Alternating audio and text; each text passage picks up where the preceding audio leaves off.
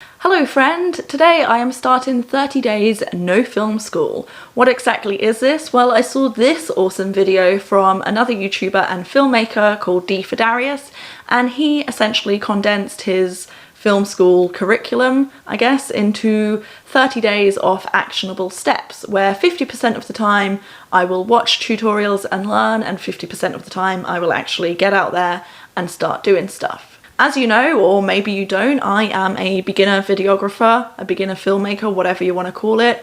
I have never been to film school, I probably never will. I have only made a few crappy travel vlogs on my other YouTube channel. So this is a really good way to document my process and teach you guys everything that I learn as well. So don't forget to click the subscribe button below if that's something you are interested in. Day one is all about framing and composition. So I watched these videos on YouTube twice and then I took 100 photos. To make it more challenging for myself, I just took really boring photos of things around my room. I didn't bother focusing on lighting or anything like that because I just wanted to focus on framing and composition. I have seen some other videos about framing and composition, for example from Peter McKinnon and his best mate Matti Hapuja, but the videos I watched were focusing more on cinematography and using framing and composition to actually tell stories. Some things I already knew about, such as the rule of thirds, which is where you split your screen or your frame up using 2 horizontal lines and 2 vertical lines. It's really good if you place your subject on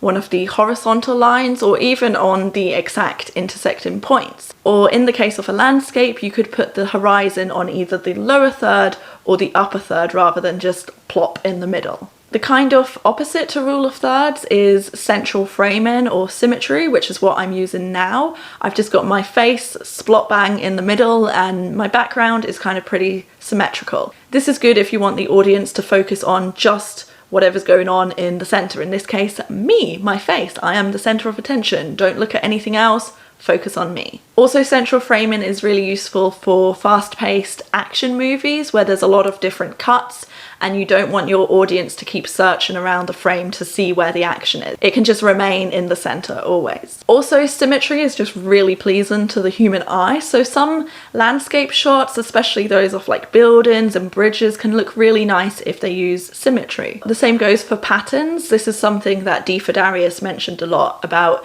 Humans like pattern recognition. So if you have like different patterned background or something like that, that will be really good in your composition. Some new things I learned about were lead room and headroom. So lead room is the distance or the space between the edge of the frame and the direction that your subject or your character is moving to. For example, if I was positioned over here on one of the thirds and I was facing this way and moving towards the edge of the frame, there is not much space between myself and the edge. So for you watching, it's quite unnerving because you don't know what is going on over here. I might suddenly walk into a door and that could shock you, but maybe that's what you're going for.